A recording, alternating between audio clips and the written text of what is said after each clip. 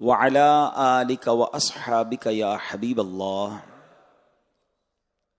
الصلاة والسلام عليك يا نبي الله وعلى آلك وأصحابك يا نور الله. الحمدللہ عز وجل دعوت اسلامی کے عالمی مدنی مرکز میں مختلف اوقات میں دعوت اسلامی کے مختلف شعبہ جات کی تربیت کا اور مشوروں کا سلسلہ رہتا ہے. دعوت اسلامی کے ایک بہت اہم شعبے سوشل میڈیا کے ڈپارٹمنٹ کا آج انشاءاللہ مدنی مشورہ ہے. اللہ نے چاہا تو ایک دوسرے سے سیکھنے کی کوشش کریں گے. اور الحمدللہ دعوت اسلامی کا یہ شعبہ سوشل میڈیا جس تیزی سے گرو کر رہا ہے، جو ناظرین اس کو یوز کرتے ہیں انہیں معلوم ہے کہ اللہ کی رحمت سے 7 کروڑ سے زیادہ سبسکرائبر فالوورز مختلف پلیٹ فارمز پر موجود ہیں. اللہ کی رحمت سے 100 سے زیادہ سوشل میڈیا میں ہمارا اسٹاف ہے جو پروفیشنلزم کے ساتھ اپنے شعبے کی خدمت سر انجام دے رہا ہے. اور شاید یہ غلط نہیں ہوگا کہ کسی بھی ریلیجس آرگنائزیشن کا سب سے بڑا سوشل میڈیا ڈپارٹمنٹ دعوت اسلامی کے پاس ہے. اور اس میں نہ صرف اردو میں بلکہ انگلش میں، عربک میں، بلکہ مختلف زبانوں میں ڈب کر کے AI کی مدد سے بہت سارے پروگرامز اور کلپس پیش کیے جاتے ہیں. اللہ کریم ہمارے اس شعبے کو اپنی بارگاہ میں قبول بھی فرمائے اور ہماری خدمات بھی قبول فرمائے. ہمیں اور اخلاص کے ساتھ اپنی دعوت اسلامی کی خدمت کرنے کی توفیق عطا فرمائے. آج ہمارے اس مشورے میں ایک اور یوں سمجھے کہ برکت یہ شامل ہو گئی کہ آج 2 شعبان المعظم ہے اور آج امام اعظم ابو حنیفہ، ہم کروڑوں حنفیوں کے پیشوا، ان کا یوم بھی ہے. تو ہم نے سوچا کہ کیوں نہ کچھ دیر کے لیے مدنی چینل کے ناظرین کو بھی شامل کر لیا جائے، امام اعظم کا ذکر خیر ہو. اور سبحان اللہ جتنا احسان ان کا اس امت پر ہے، جتنا ان کا یوں سمجھیے شکریہ ادا کریں، ان کو ایصال ثواب کریں، وہ کم ہے. کروڑوں حنفیوں کے امام اعظم ابو حنیفہ حضرت نعمان بن ثابت رضی اللہ تعالیٰ عنہ، کئی حج کیا آپ نے، اور جب آخری مرتبہ حج کی سعادت ملی تو آپ نے یہ خواہش کی خدام مکہ سے، کعبہ سے، کہ میرے لیے کعبے کا دروازہ کھول دیا جائے. آپ کے لیے کعبے کا دروازہ کھول دیا گیا. آپ کعبے کے اندر گئے، عاجزی کا پیکر بن کر آپ نے کعبے شریف کے 2 ستونوں کے درمیان کھڑے ہو کر طویل نماز ادا فرمائی، خوب تلاوت قرآن کی. نماز اور تلاوت سے فارغ ہو کر رو رو کر بارگاہ الہی میں دعا کرتے رہے. ابھی آپ دعا میں مشغول تھے کہ کعبہ شریف کے کونے سے آواز آئی، تم نے اچھی طرح ہماری معرفت یعنی پہچان حاصل کی اور خلوص کے ساتھ عبادت کی، ہم نے تم کو بخشا اور قیامت تک جو تمہارے مذہب پر ہوگا یعنی تمہاری تقلید کرے گا اس کو بھی بخش دیا. تو حنفیوں کے لیے کتنی بڑی بشارت ہے کہ امام اعظم ابو حنیفہ کا دامن کرم ہمارے ہاتھ میں آیا. انشاءاللہ اللہ نے چاہا تو امام اعظم کے ساتھ نبی پاک علیہ السلام کے پیچھے پیچھے انشاءاللہ جنت میں داخل ہوں گے. امام اعظم کا تعارف، مختصر تعارف سن لیں. سراج الامہ، امت کے روشن سورج، امام الائمہ یعنی اماموں کے بھی امام، حضرت امام اعظم ابو حنیفہ کا مبارک نام نعمان، آپ کے والد کا نام ثابت، کنیت ابو حنیفہ ہے. یوں آپ کا پورا نام ابو حنیفہ نعمان بن ثابت ہے. امام اعظم 80 ہجری میں عراق کے مشہور شہر کوفہ میں پیدا ہوئے. 70 سال کی عمر میں 2 شعبان المعظم 150 ہجری میں آپ نے وفات پائی اور آپ کا مزار مبارک بغداد شریف میں ہے. ہو نائب سرور دو عالم امام اعظم ابو حنیفہ، سراج امت فقیہ اخم، سراج امت فقیہ افخم. امام اعظم ابو حنیفہ ہے نام نعمان ابن ثابت، ابو حنیفہ ہے ان کی کنیت، پکارتا ہے یہ کہہ کے عالم امام اعظم ابو حنیفہ. آپ کے بہت کمال کے اوصاف ہیں. چند باتیں عرض کرتا ہوں چونکہ ہمارا مشورہ بھی ہے، ہم تربیت کے لیے بھی بیٹھے ہیں اور بزرگوں سے سیکھا جاتا ہے، کامیاب لوگوں کی سیرت سے سیکھا جاتا ہے. اتنے بڑے وقت کے امام ہیں، ایسے کیا کمالات تھے ان کے. اور میں کوشش کروں گا چند وہ باتیں عرض کروں گا جو جس لیول کے، جس طبقے کے اسلام پہ موجود ہیں، ہم سب کو ان کی سیرت سے کچھ ملتا چلا جائے. امام اعظم ابو حنیفہ، پہلے یہ بات یاد رکھیے گا چونکہ سوشل میڈیا پر آپ ہیں، ابحاث ہوتی رہتی ہیں، ریلز چلتی رہتی ہیں، کلپس چلتے رہتے ہیں، اختلافی باتیں ہوتی رہتی ہیں، تو یہ بات ذہن میں رہے کہ 4 فقہ کے امام ہیں. امام اعظم، امام مالک، امام احمد بن حنبل اور امام شافعی رحمۃ اللہ تعالی علیہم، ان کا آپس میں دینی احکام میں اختلاف ضرور ہے، البتہ سب کے عقائد بالکل درست ہیں، سبھی سنی صحیح العقیدہ اور سچے عاشق رسول تھے۔ ان سب کے متعلق حدیثوں میں بشارتیں بھی آئی ہیں۔ نبی پاک علیہ الصلوۃ والسلام نے فرمایا ایک زمانہ آئے گا لوگ علم ڈھونڈیں گے مگر عالم مدینہ سے زیادہ علم والا انہیں کوئی نہیں ملے گا۔ اس سے مراد کیا ہے؟ اس سے عالم مدینہ سے مراد امام مالک رحمت اللہ تعالیٰ نے۔ ایک جگہ نبی پاک نے فرمایا قریش کا ایک عالم زمین کو علم دین سے بھر دے گا، اس حدیث پاک سے مراد امام شافعی رحمت اللہ تعالیٰ نے۔ اسی طرح ایک حدیث میں اگر علم سریا یعنی ستارے پر بھی ہو تو فارس کے لوگ اسے حاصل کر لیں گے۔ محدثین کرام فرماتے اس حدیث شریف میں فارسی لوگوں سے امام اعظم ابو حنیفہ رحمت اللہ تعالیٰ نے مراد ہے۔ تو پتہ چلا کہ یہ چاروں امام چاروں باغوں پر مہکتے ہوئے پھول ہیں، اور ان سب میں کوئی یوں سمجھیے کہ یہ چاروں حق پر ہیں اور کسی کے خلاف ہم نے کبھی بھی کوئی بات نہیں کرنی، یہ چاروں ہمارے سر کے تاج ہیں۔ اب امام اعظم ابو حنیفہ کی چونکہ بات ہو رہی ہے تو آپ کی سیرت کے چند مدنی پھول۔ آپ کا ایک پاکیزہ وصف یہ تھا آپ کبھی کسی کی غیبت نہیں کرتے تھے، یہاں تک کہ آپ نے کبھی اپنے دشمن کی بھی غیبت نہیں کی۔ ایک مرتبہ حضرت عبداللہ ابن مبارک رحمت اللہ تعالیٰ علیہ نے حضرت سفیان ثوری رحمت اللہ تعالیٰ علیہ سے کہا امام ابو حنیفہ غیبت سے کتنا بچتے تھے؟ میں نے سنا آپ دشمن کی بھی غیبت نہیں کرتے تھے۔ تو حضرت سفیان ثوری رحمت اللہ تعالیٰ علیہ فرماتے ہیں خدا کی قسم امام اعظم بہت زیادہ عقل مند تھے، پھر آپ کیسے گوارا کر سکتے تھے کہ اپنی قیمتی نیکیاں غیبت کر کے ضائع کر دیں؟ کیا کمال کی بات کی ہے۔ لوگ کہتے ہیں میں بڑا عقل مند ہوں، میں بڑا انٹیلیجنٹ ہوں، بڑا جینیس ہوں۔ آپ جینیس ہیں اور اپنی نیکیاں برباد کر رہے ہیں، کیونکہ غیبت کا معاملہ یہ ہے کہ کسی کی غیبت کریں گے تو آپ کی نیکیاں تو اس کے اکاؤنٹ میں ٹرانسفر ہو جائیں گی۔ آپ میں سے کون ایسا ہے جو ذرا پورا مہینہ کام کرے اور جب سیلری ملے تو ایک بٹن دبا کر اپنے پیسے کسی اور کے اکاؤنٹ میں، اور وہ بھی اس کے اکاؤنٹ میں جو اچھا نہیں لگتا؟ غیبت تو اس کی کرتے نا جو اچھا نہیں لگ رہا، اس کے اکاؤنٹ میں اپنے پیسے ٹرانسفر کر دیں۔ ایسا تو کوئی نہیں کرے گا کہ یار تم سے بڑا بیوقوف کوئی نہیں ہے، ایک تو تمہیں بندہ اچھا نہیں لگتا اور پورے مہینے کی سیلری اسی کو ٹرانسفر کر دی۔ اس سیلری تو کچھ بھی نہیں بیچتی نا، سارا دن مشکل سے نمازیں پڑھی، روزے رکھے یا درود پڑھ لیے، کوئی نیکی کی اور غیبت کر کے سب ٹرانسفر کر دیا۔ تو عقل مند وہ ہوتا ہے جو غیبت نہیں کرتا۔ تو امام اعظم کی عقل کا لیول دیکھیں، دشمن کی بھی غیبت نہیں کرتے، یعنی دشمن کی غیبت کر کے میں نے الٹیمیٹلی تو اسے فائدہ پہنچا دیا نا، کہ ایک تو میرا دشمن ہے اور میں نے اسے نیکیاں بھی پہنچا دی، تو کیوں غیبت کروں بھائی؟ اور غیبت کس قدر بڑا گناہ ہے۔ نارملی غیبت کو اچھا کسی کو نہیں یار شراب پیتا ہے، او ہو شرابی ہے بھائی، یہ تو معاذ اللہ جوا کھیلتا، او لو لو لو جواری ہے، غیبت کرتا ہے، تو سبھی کرتے ہیں، استغفر اللہ۔ غیبت بھی گناہ کبیرہ، اور بعض صورتوں میں کئی بڑے بڑے گناہ جس کو ہم بڑے سمجھتے ہیں اس سے بڑا گناہ ہے، مگر اس کو اتنا نارملائز کر دیا گیا ہے، اتنا روٹین کا حصہ بنا دیا ہے کہ سمجھ ہی نہیں آتی۔ اے میرے پیارے اسلامی بھائی، حدیث پاک سنیے، ہمارے آقا علیہ الصلوۃ والسلام نے فرمایا 4 طرح کے جہنمی ہیں جو کہ حمیم اور جہیم یعنی کھولتے پانی اور آگ کے درمیان بھاگتے پھرتے ویل و ثبور یعنی ہلاکت مانگتے ہوں گے۔ ان میں سے ایک شخص وہ ہوگا جو اپنا گوشت کھاتا ہوگا۔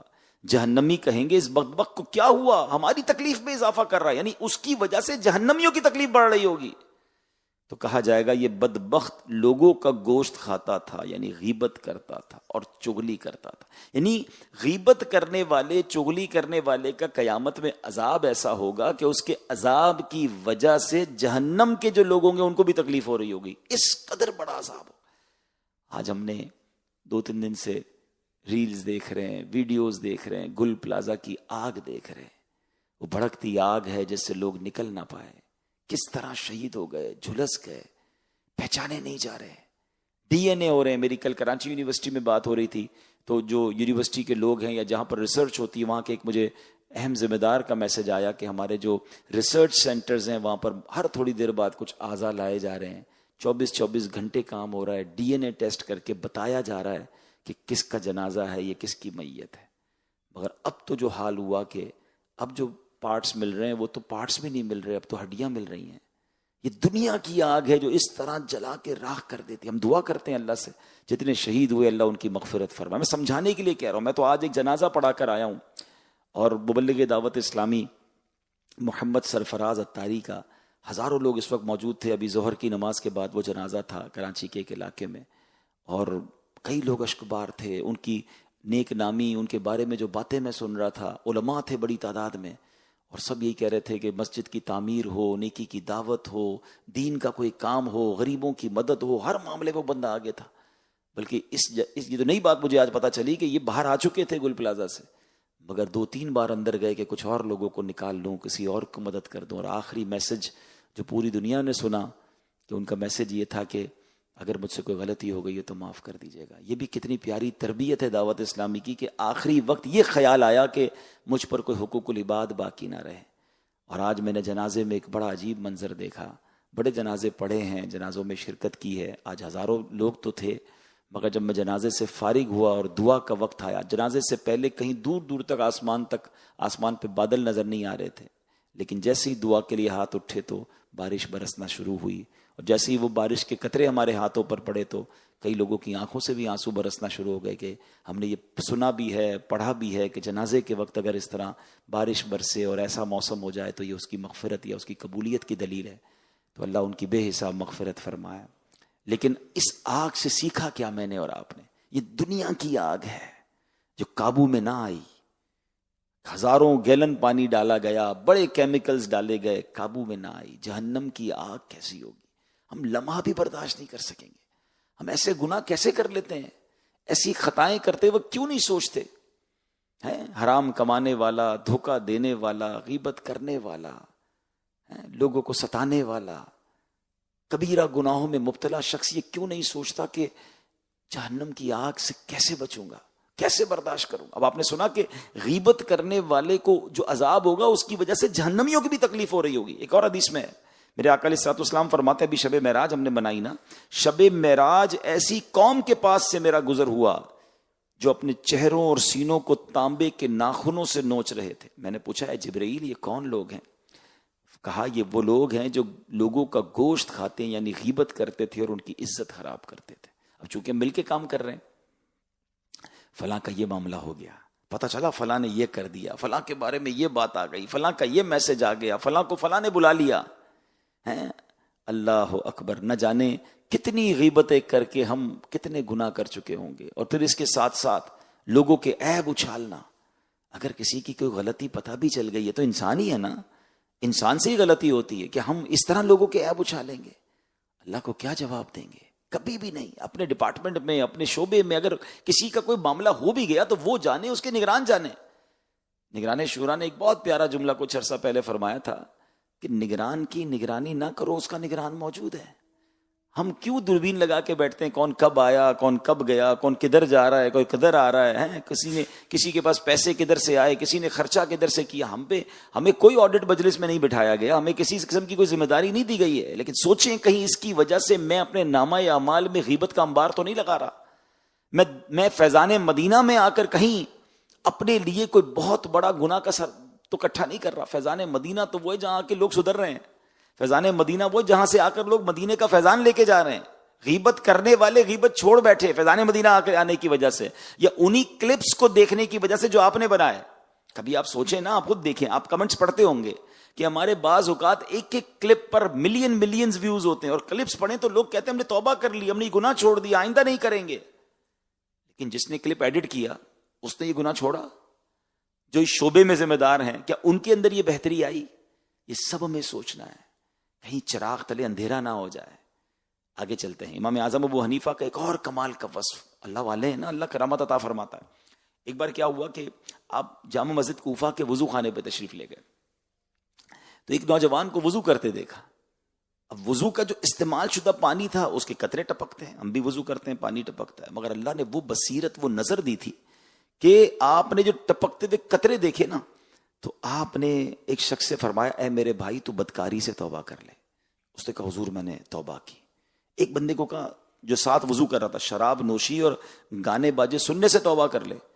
فوراً حیران بھی ہوا کہ میرا یہ گناہ کیسے پتہ چل گیا. کہتا حضور میں نے توبہ کی. اللہ اکبر. آپ ایک ایک کر کے لوگوں کو سمجھاتے رہے, اور آخر میں پھر اللہ کی بارگاہ میں وضو کر کے فارغ ہوئے تو کہتے مولا یہ جو نعمت ہے نا, یہ مجھ سے واپس لے لے. اے پروردگار, میں لوگوں کے گناہ نہیں دیکھنا چاہتا, مجھے لوگوں کو گناہ پتہ چل جاتے ہیں جب وہ وضو کرتے ہیں، کیونکہ وضو کرنے سے اعضاء سے گناہ دھلتے ہیں، اور امام اعظم کو وہ نظر آ جاتے تھے۔ اللہ کریم نے آپ کی یہ دعا قبول کی اور اب آپ کو لوگوں کے گناہ نظر آنا بند ہو گئے۔ یہ ان کی کرامت تھی، مگر کیوں انہوں نے یہ دعا کی؟ کہ وہ لوگوں کے گناہ نہیں جاننا چاہتے تھے۔ میرے اور آپ کے پاس تو ایسی کوئی نظر نہیں نا کہ یہ جو سامنے بیٹھا ہے اس کی کیا غلطی، اس کے کیا گناہ۔ اللہ نے عیب چھپائے، میں کون ہوتا ہوں کسی کے عیبوں کو تلاش کرنے والا؟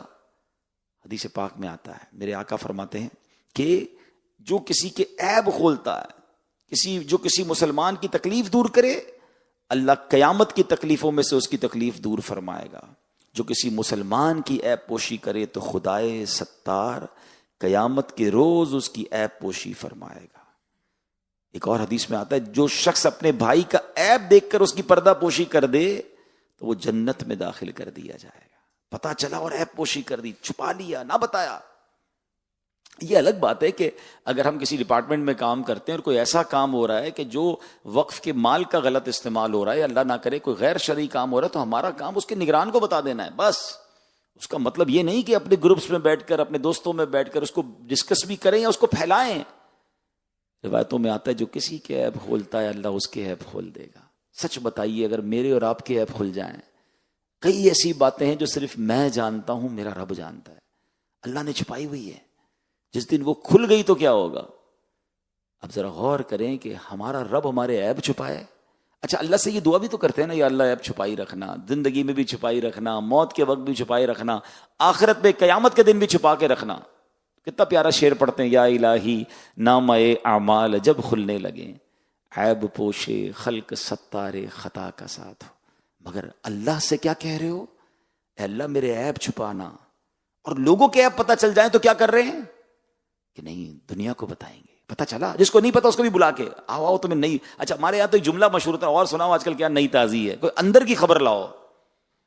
اللہ اکبر، میرے اور آپ کے اندر کی خبر باہر آ گئی تو کیوں یہ فکر ہے، کیوں یہ شوق ہے کہ مجھے کوئی اندر کی خبر ملے، مجھے کوئی ایسی بات پتہ چلے جس کی میں تشہیر کروں۔ ایک بات یاد رکھیے گا، جس کے عیب ہم اچھالنے کی کوشش اگر کرتے ہیں یا بتاتے ہیں لوگوں کو، اللہ نے اس کے مقدر میں عزت لکھی ہے نا، تو کوئی اسے ذلیل کر نہیں سکتا۔ وَتُعِزُّ مَن تَشَاءُ وَتُذِلُّ مَن تَشَاءُ۔ ساری دنیا مل کر کسی کے عیب اچھالنے کی کوشش کرے، کسی کی غیبت کرے، کسی کو برا بھلا کہے، اللہ نے عزت لکھی ہے، کوئی عزت نہیں لے سکتا۔ اور سارے مل کر کسی کو، جناب کیا کہتے ہیں وہ آپ لوگ، مونیٹائز نہیں بلکہ وہ پیسے لگ بوسٹ کر کر کے اس کی پوسٹیں لگائے نا کہ یار اس کو کہیں عزت مل جائے، اس کو فالوور مل جائے، یہ دنیا میں مشہور ہو جائے۔ نہیں، اللہ نے اس کے مقدر میں ذلت لکھی ہے، اس کو ذلیل ہونے سے کوئی نہیں روک سکتا، کیونکہ یہ اللہ کے دستے قدرت میں بیدک الخیر۔ ہمیں غور یہ کرنا ہے کہ میرا کردار کیا ہے۔ میں دونوں لوگوں کے عیب اس لیے نہ ڈسکس کروں کہ میرے پہلے ہی بہت عیب ہے۔ یار امام اعظم کے مقلد ہیں نا، ان کو یہ کرامت نصیب ہوئی تھی، اس کے باوجود انہوں نے دعا کی اللہ یہ نعمت لے لے مجھ سے، میں نہیں دیکھنا چاہتا لوگوں کے عیب۔ اور ہم چاہتے ہیں کوئی ایسا فارمولا مل جائے کہ کسی کے عیب مل جائیں، کسی کا موبائل میرے ہاتھ میں آ جائے، اس کے کوئی تھوڑے میسج پڑھ لوں، کسی کی جناب کوئی ای میل پکڑ لوں، کسی کا کوئی آپس میں باتیں کرنے کان لگا کے سن لوں۔ ہمیں پتہ، ہم اپنے کام سے کام رکھیں۔ اگر زندگی پرسکون گزارنی ہے نا، میں ہوں، میرا کام ہے، ورنہ ایسا نہ ہو کہ میں کبیرہ گناہوں میں پڑ جاؤں۔ تو اے میرے پیارے اسلامی بھائیوں، امام اعظم کی سیرت سے ایک دوسرا پیارا پھول یہ سیکھنے کو ملا۔ اچھا، اسی طرح ڈپارٹمنٹ میں کیوں، خاندان میں کیا ہو رہا ہے، ہاں پتہ چلا اس کے بیٹے نے یہ کر دیا، ہاں اس کی بیٹی نے یہ کر دیا، کسی کی طلاق ہو گئی تو جناب اپنے گھر میں ڈسکس ہو رہی ہے، اپنے دوستوں میں ڈسکس، اس کے گھر میں پرابلم ہوا، بیچاروں کے طلاق ہو گئی، آپ کو تو دعا کرنی چاہیے اللہ کرے کہ ان کا غم ہلکا ہو جائے، کوئی صورت بہترین ہو جائے، اب اس کو ڈسکس کریں گے۔ ہمارے گھر میں کسی کے ساتھ ایسا ہو جائے تو، آج کسی کی بہن، کسی کی بیٹی کے بارے میں آپ بات کر رہے ہیں، ہماری بہن بیٹی کے ساتھ ہو گیا تو، میرے ساتھ ایسا ہو گیا تو، کسی کی تکلیف پر انجوائے نہ کریں، اس کو ڈسکس نہ کریں، خدا کے واسطے۔ آج کل یہ اتنا عام ہو گیا ہے، اللہ کرے میرا یہ بیان کچھ صحافی سنیں، کچھ سوشل میڈیا انفلوئنسر سنیں، پوڈ کاسٹ کرنے والے سنیں، پتہ نہیں کیا کیا ویلاگ کرنے والے سنیں، کہ لوگوں کو کانٹینٹ بنانا ہے نا۔ آج کی خبر کیا ہے، آج کس کے کپڑے اتارنے ہیں، آج کس کی بات کرنی ہے، نہ کوئی تصدیق ہے، نہ کوئی تحقیق ہے، بس موقع ملا، ایک خبر ملی اور چل پڑے اس کو لے کر۔ پتہ نہیں اس بیچارے نے ایسا کیا ہے کہ نہیں. اگر کیا ہے تو بھی غلط، عیب اچھالے، اور نہیں کیا تو پھر تو بہتان ہو گیا. اس بیچارے نے ایسا کیا بھی نہیں اور آپ لے کر چل پڑے اس کو. اور یاد رکھیے، ایک غیبت وہ ہے جو دو بندے کریں، اور ایک غیبت وہ ہے جو آپ سوشل میڈیا پہ کر رہے ہیں. ایک بہتان وہ ہے جو لاکھوں لوگ سن رہے ہیں. یہ تو کیسا گناہ جاریہ ہو گیا. کیسے اللہ کی بارگاہ میں معافی ملے گی؟ اس بندے کے کتنے بڑے حقوق تلف ہوئے. سوشل میڈیا پر آ کر، فیس بک پہ بیٹھ کر سمجھا رہے ہیں اس کو، اس کے عیب اچھال رہے ہیں. مرنا نہیں ہے. آپ کو یہ حق کس نے دیا ہے کہ کسی کے عیب کو آپ کسی سوشل میڈیا پہ ڈسکس کریں؟ وہ اس کا اور اس کے رب کا معاملہ ہے. اگر واقعی وہ شخص بہت برا ہے تو وہ جانے، اس کا رب جانے. مجھے کون سا یہ اختیار دیا گیا کہ میں اس کے عیب لے کر دنیا کو بتاتا پھروں؟ کیا پتا اس نے توبہ کر لی ہو، کیا پتا میرے پاس غلط اطلاع ہو. نہیں میرے پیارے اسلامی، زندگی کا اصول بنا لے. میں پہلے ہی بہت برا ہوں، میرے پہلے ہی گناہ بہت سارے ہیں. میں اپنے گناہ سے تو معافی مانگ لوں. میں کیوں دوسروں کی غیبت کر کے گناہ کروں؟ میں کیوں دوسروں کے عیب اچھال کے گناہ کروں؟ میں کیوں دوسروں کے عیبوں کی تلاش میں رہوں؟ کاش یہ بات سمجھ آ جائے. آگے چلتے ہیں. امام اعظم ابو حنیفہ کا ایک اور کمال کا وصف، چونکہ ماہ رمضان آنے والا ہے. آپ ماہ رمضان میں کتنی عبادت کرتے تھے؟ اب کے بارے میں آتا ہے کہ رمضان میں 62 ٹائمز قرآن ختم کیا کرتے تھے. ایک تراویح کے اندر، ٹھیک ہے، اور ایک رات کو دیر سے تہجد میں، اور ایک قرآن پاک جو ہے وہ سبحان اللہ عید کے روز، اور ایک پورے ماہ میں الگ. یعنی اس طرح 62 ٹائمز آپ قرآن پاک ختم کیا کرتے ہیں. ہم کتنا تلاوت قرآن کرتے ہیں. اور ابھی تو ماشاءاللہ ماہ شعبان ہمارے درمیان ہے. یہ ماہ درود بھی ہے، یہ ماہ توبہ بھی ہے، یہ ماہ قرآن بھی ہے. شعبان نے خود اللہ کی بارگاہ میں عرض کیا، ایک روایت میں آتا ہے، یا اللہ تو نے مجھے رجب اور رمضان جیسے مبارک مہینوں کے درمیان رکھا، میرے لیے کیا ہے؟ ارشاد ہوا کہ ہم نے تجھ میں تیرے ماہ کو ماہ قرآن بنا دیا ہے. یہ تلاوت کا مہینہ ہے، ٹھیک ہے نا. آیت درود اس مہینے میں نازل ہوئی، یہ درود کا مہینہ ہے. یہ استغفار کا مہینہ ہے کہ 15 شعبان میرے اور آپ کے اعمال اللہ کی بارگاہ میں پیش ہونے والے ہیں. ابھی سوشل میڈیا پر یا تمام اجیروں کے لیے اعلان کر دیا جائے کہ بھائی آپ کی پورے سال کی رپورٹ جانی ہے، رپورٹ ریڈی کریں. کتنا فکر ہوتی ہے یار، ممتاز ہو جاؤں، مناسب نہ ہو جاؤں، کمزور نہ ہو جاؤں، فلاں بحث چل رہی ہوتی ہے اپنی کارکردگی کو. یہ 1 سال کی رپورٹ ہے، اور اس 1 سال کی رپورٹ میں کمزور یا مناسب یا نیچے بھی آگے تو کتنا نقصان ہو جائے گا.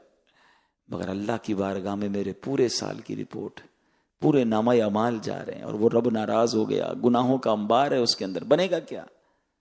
اس رات تو فیصلے ہونے ہیں. روایتوں میں آتا ہے یہ لکھ دیا جائے گا اگلے سال کون زندہ رہے، کون پیدا ہوگا، کون چلا جائے گا.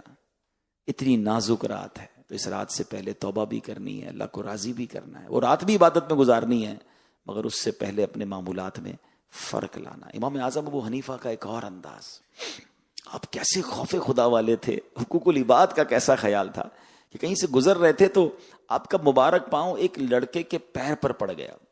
بڑی نارمل سی بات ہے ہمارے لیے تو، مگر اس لڑکے کی چیخ نکل گئی اور بے ساختہ اس کی زبان سے نکلا، یا شیخ الا تخاف القصاص یوم القیامہ. یعنی جناب کیا آپ قیامت کے روز لیے جانے والے انتقام خداوندی سے نہیں ڈرتے؟ ایک چھوٹے بچے کی آواز تھی، کوئی کرو فر والا، جاہو جلال والا بولا چپ رہو، تمہیں کیا پتا، ہو گیا نا بس لگ گئی. وقت کے امام کو ایک بچہ کہہ رہا ہے کہ ڈرتے نہیں اللہ کے انتقام سے قیامت کے دن کے لیے. سنتے امام اعظم اتنے خوف زدہ ہوئے کہ غش کھا کر بے ہوش ہو گئے. جب ہوش آیا تو لوگوں نے کہا ایک بچے کی تو آواز تھی، آپ نے اتنا فیل کیوں کر لیا، اتنا دل پہ کیوں لے لیا؟ امام اعظم کہتے ہیں کیا معلوم اس کی آواز غیبی ہدایت ہو. اللہ والوں کو کیا کمال ہوتا تھا کہ ایک جملے سے سبق لیتے تھے. ہمارے سامنے واقعات ہو رہے ہیں، کوئی کیا کہیں گے کہ کوئی بیچارہ ڈی مورلائز ہو گیا، کسی کی جاب چلی گئی، کسی کا کوئی قرضے میں آ گیا، کسی کا ایکسیڈنٹ ہو گیا، کسی کی ٹانگ ٹوٹ گئی، کسی کی دکان جل گئی، کسی کا کاروبار تباہ ہو گیا. یہ دیکھ کر کیوں خیال نہیں آتا کہ میں بھی تو اس کی جگہ ہو سکتا تھا؟ کیا آپ نے اپنے سے کم عمر لوگوں کا جنازہ نہیں پڑھا آج تک؟ میں تو ہر بار کوشش کرتا ہوں، یہ نوٹ کرتا ہوں کہ اس کی عمر کتنی ہے. میں چیک کرتا ہوں مجھ سے چھوٹی عمر ہے تو میں زندہ ہوں، یہ مہربانی ہے، میری بھی باری کبھی بھی آ جائے گی. کیوں عبرت نہیں لیتے؟ امام اعظم بچے کی آواز سے عبرت لے رہے ہیں. اللہ والے کیسے عبرت لیتے تھے کہ مجھے واقعہ یاد آیا. ایک بزرگ تھے، کپڑے کا کام کرتے تھے. تو کپڑا ریڈی کر کے تاجر کے پاس گئے کہ چیک کرو میرا کپڑا کتنے میں خریدو گے. بڑی محنت سے کپڑا تیار کیا تھا. اس نے کپڑا ہاتھ میں لیا تو اس نے کہا اس میں تو سلائی کا بھی پرابلم ہے. میں ایک سمجھا رہا ہوں, مفہوم سمجھا رہا ہوں. سلائی کا بھی پرابلم ہے, کلر بھی ٹھیک نہیں ہے, اسٹچنگ بھی اوکے نہیں ہے. بزرگ رونے لگے. میں کہا ٹھیک ہے میں خرید لیتا ہوں, آپ رو کیوں رہے ہیں؟ کوئی بات نہیں میں قیمت دے دوں گا, آپ روئیں تو نا.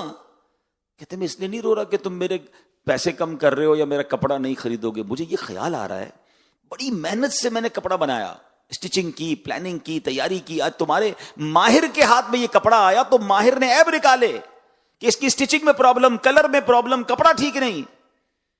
تو میں نے تو ساری زندگی نمازیں پڑھی ہیں, روزے رکھے ہیں, عبادت کی ہے, لیکن جب یہ اللہ کی بارگاہ میں جائیں گے اور اللہ وہاں فرمائے گا اس میں اخلاص نہیں, اس میں للہیت نہیں, اس میں نیت کا فطور, تو میرا بنے گا کیا؟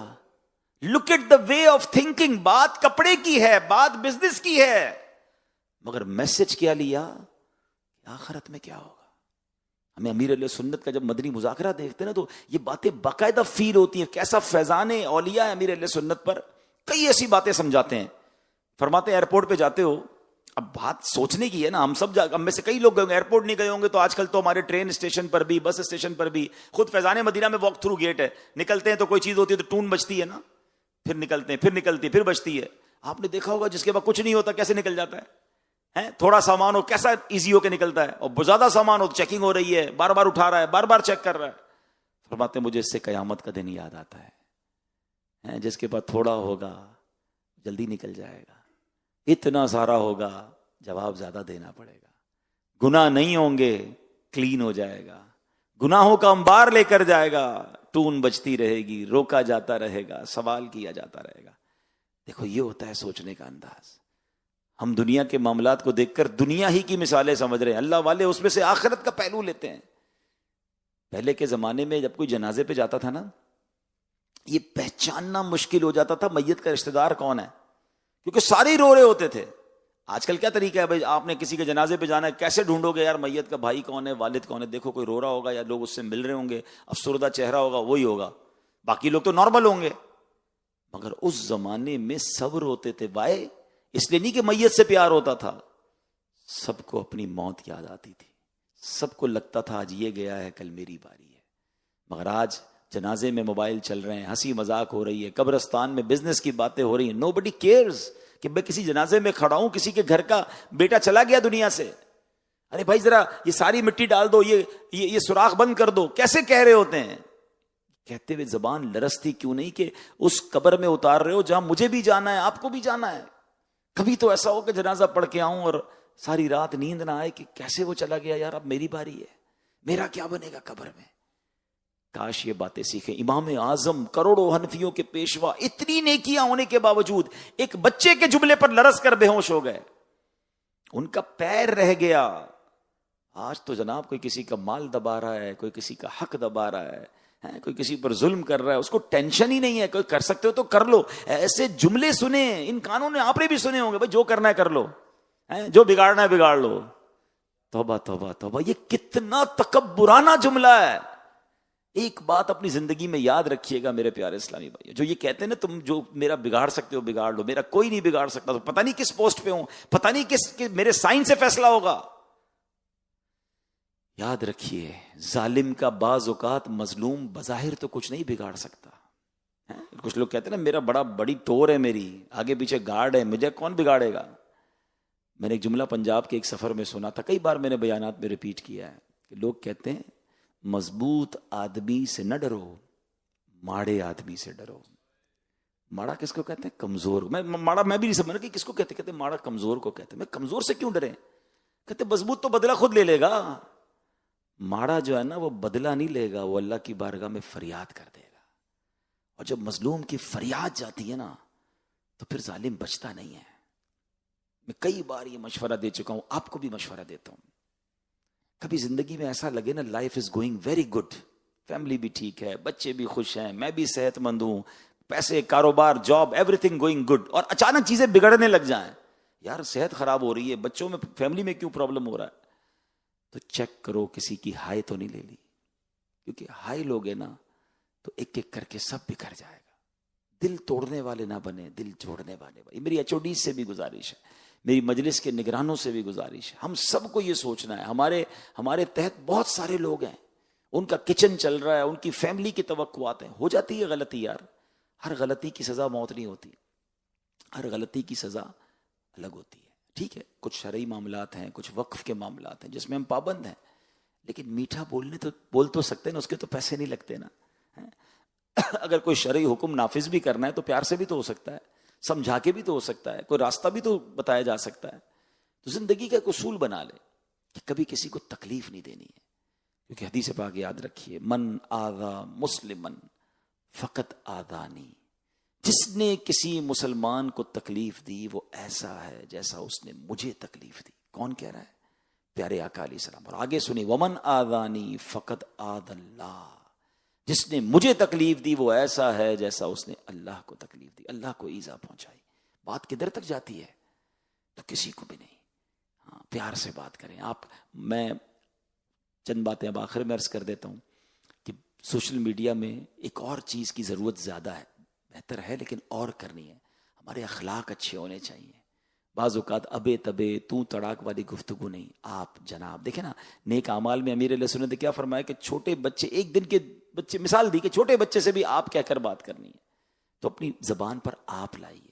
ہو جاتا ہے، میڈیا کی دنیا ہے، کبھی کبھی غلطی ہو جائے گی، ایڈٹ میں غلطی ہوگی، شارٹ میں غلطی ہوگی، ڈائریکٹر سے غلطی ہوگی، کیمرہ مین سے غلطی ہوگی، لیکن اس کو جس طرح ڈیل کیا جاتا ہے، جس انداز سے مخاطب کیا جاتا ہے، اس میں بہتری کی گنجائش ہے.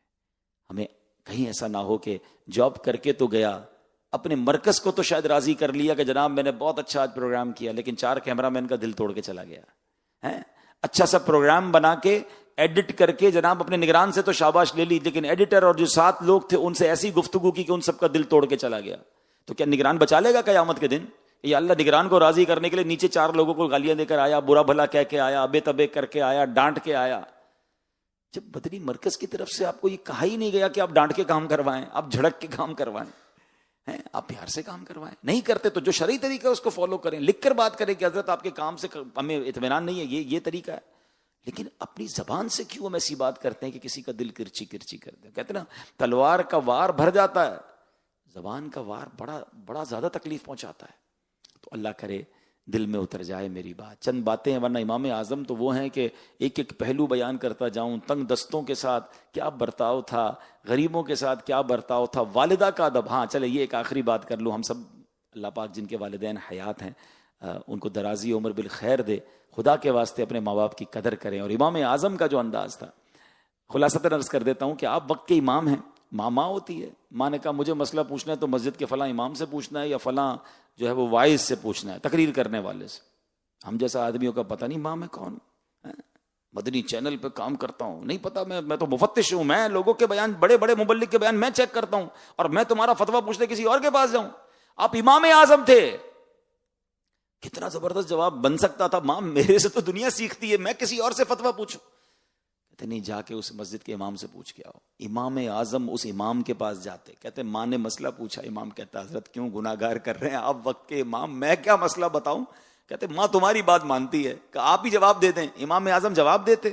وہ کہتے ٹھیک ہے جواب آپ کا درست ہے، ماں کو جا کے بتا دیں. وہ کہتے ماں مولوی صاحب نے یہ والا فتویٰ دیا ہے، یہ جواب دیا. ماں خوش ہو جاتی. امام ابو یوسف فرماتے ہیں ایک بار میں نے کوفہ کی گلیوں میں دیکھا، امام اعظم کی والدہ نے کہا میں نے خود جا کے ابو ذرا سے جا کے مسئلہ پوچھنا ہے. تو امام اعظم اپنی ماں کو سواری پر بٹھا کر، سواری جو ہے کچر تھا یا اونٹ تھا، اس کی باغ سنبھال کے اس مسجد میں جاتے ہیں، ان کے حجرے کے باہر کھڑے رہتے ہیں. ماں اندر جاتی، سوال پوچھتی ہے، واپس آتی اور امام اعظم واپس لے کر آتے ہیں. What is the message? کہ ماں کو کبھی نہیں کہنا ہے، والد کو نہیں کہنا میں بڑا ہو گیا ہوں، پتہ نہیں میں کون ہوں، اتنا بڑا نگران، اتنے لوگ میرے آگے پیچھے ہیں، لوگ میرے ہاتھ چومتے. ماں تمہیں پتہ نہیں میں کون. اچھا یہ اگر میرا بیان لائیو بھی جا رہا ہے تو افسران کہہ رہے ہوتے ہیں کہ میں مینیجر، میں ڈائریکٹر، میں CEO. ماں پتہ نہیں میں کتنا بڑا آدمی ہو گیا ہوں. ارے ماں باپ کے سامنے افسر نہیں بنے ہم دنیا میں جو بنے ہیں نا وہ ماں باپ کی دعاؤں سے تو بنے ہیں، ان کے آگے بچہ ہی رہنا ہے. امام اعظم یہ سکھا گئے کہ اتنے بڑے امام ہو کر بھی، اچھا ان سے انہی کی فیلڈ کا سوال کیا گیا نا، چلے کسی اور فیلڈ کا سوال ہوتا تو بات تھی، دین کا سوال کیا گیا، مگر اس میں بھی انہوں نے سرنڈر کیا ماں کے آگے، جو والدہ کا حکم ہیں ایک جگہ گئے فتویٰ لینے تو وہ مفتی صاحب جو تھے بھی، جو بھی عالم صاحب تھے، کہتے ہیں حضور آپ فتویٰ دے دیں. فتویٰ امام اعظم نے لکھا، انہوں نے نیچے لکھ کے دیا کہ یہ فتویٰ درست ہے، ماں کو دکھایا، ماں وہ فلاں نے فتویٰ دے دیا، جواب دے دیا. لک ایٹ دا انکساری. یہ ہے ماں باپ سے بات کرنے کا انداز. ماں باپ پہ روب جما رہے ہوتے ہیں. ماں آپ کو پتہ ہی نہیں میں کیا بن گیا ہوں، مجھ سے اسی طرح باتیں کرتے ہو، میرا مرتبہ کچھ اور ہے، میں اب وہ والا بندہ نہیں کچھ بھی بن گیا ہوں، بچہ ہوں اپنے ماں باپ کا. انہیں مت کہو میں بڑا ہو گیا ہوں، انہیں مت کہو میرا مقام کیا ہو گیا. ارے مقام جو ملا انہی کے صدقے ملا ہے نا، تو راضی رکھیں انہیں. جس کے ساتھ ماں باپ کی دعا، ابھی آخری لائن ہے میری، اور یہ میرے زندگی کا نچوڑ میں اگر آپ کو دوں نا، یہ میں نے بہت دیکھا ہے. جس کے ساتھ اس کے ماں باپ کی دعائیں ہیں نا، اس کو ترقی سے کوئی نہیں روک سکتا. اور جس کے ساتھ اس کے ماں باپ راضی نہیں ہیں، اس کو بربادی سے کوئی نہیں روک سکتا. یہ 2:4 والی بات ہے، 2+2=4 والی بات، سیدھی بات ہے. ماں باپ کو ناراض مت کرنا. ماں باپ راضی تو رب راضی، ماں باپ ناراض تو رب ناراض. راضی رکھیں نے، دعائیں لیں. اور یہ امام اعظم کی سیرت سے آج ہم نے سیکھا. اللہ تربت امام اعظم پر کروڑوں رحمتوں کی بارش نازل فرمائے اور ہمیں ان کے فیوز و برکات سے مالا مال فرمائے. ماہ شعبان کی برکتیں نصیب فرمائے. آمین بجاہ النبی الامین صلی اللہ تعالیٰ علیہ وسلم. مدنی چینل کے ناظرین ہمیں اجازت دیں. کڈز مدنی چینل کے پروگرام جاری ہیں، آپ ان کی طرف سوئچ ہو جائیں گے. اب ہم انشاءاللہ یہاں پر اپنے مشورے کو جاری رکھیں گے. صلو علی الحبیب صلی اللہ.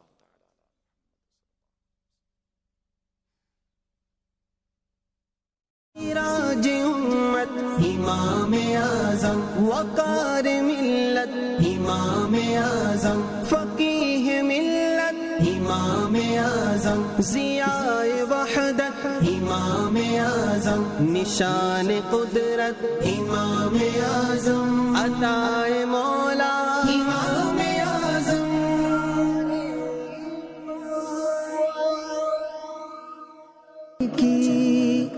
مدنی چینل، مدنی چینل، مدنی چینل، مدنی چینل، مدنی چینل، مدنی چینل. جو دور ہے ان کو خدا سے یہ مل